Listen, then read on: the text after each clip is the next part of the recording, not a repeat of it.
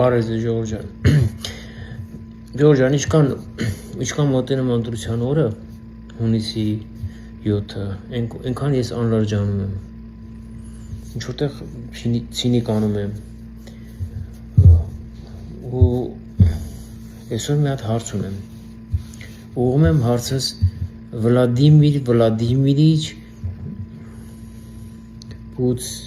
Պուտինին։ Վլադիմիր Վլադիմիրիչ, հույս ունեմ կողքդ մի հատ հայ կա, որ կթարգմանի իմ խոսքերը։ Չնայած ես ով եմ, փոքր մարդ, դու մեծ երկրի սենց մեծ Իոսիֆ Ստալինն ես, Բրեժնևն ես, Խրուշչովն ես, Լենինն ես, սաղ միասին, դարելա Պուտին։ Պուտին ջան, մի հատ հարցամ քեզ։ Այդ Ռուսաստանում, ահռելի Ռուսաստանում, որտեղ ամենամեծ հայկական համայնքն է, Նյուժելի չես կարողանում մի հատ գրագետ մարդու վեբով կանես, քեզ FSB-ով այն ինչու չգիտեմ։ Որ մի քիչ գրագետ են, էլի ցավդ տանեմ, լավ, այդ աղջան չհարգես հայ ժողովուրդը, թող լինի քո ագենտը, թողա փորձի ասես մի հատ ոչ մի տեղից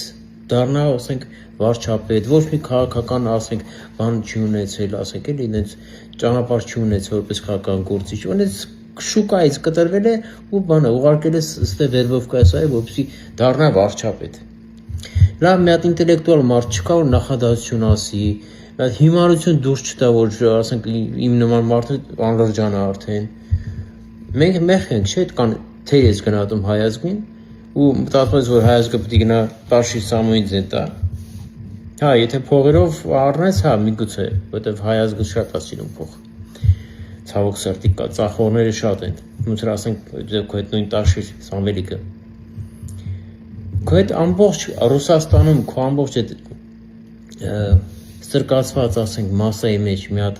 խելքը գլխին, հայ չկա, որ ինտելեկտուալ լինի,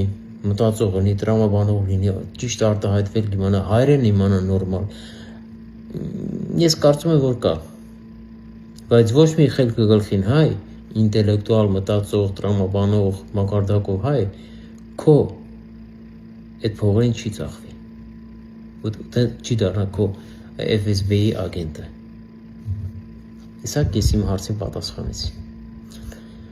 Ով Վլադիմիր Վլադիմիրիչ, քո այդ սովետական ուղեղը քեզ խանգարում է մարդու լինելուն։